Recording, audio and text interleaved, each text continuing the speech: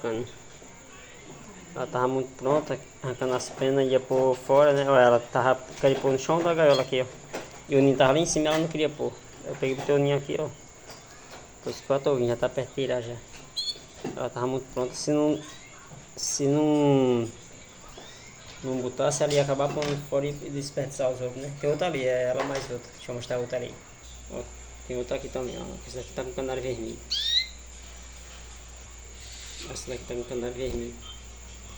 Vou mostrar os filhotes dessa daqui. Ela é amarela e o canário vermelho. Os filhotes que cor é que sai. Vou mostrar aqui pra vocês.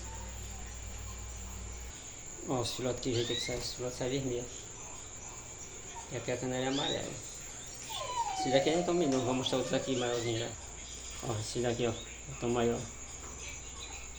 Essa vermelha, a canária é amarela, ó. Essa vermelha, esse tá ali esqueminha pintado, não é não. Não é bonito, ó. Deixa eu ver o que vocês acham, galera. Valeu.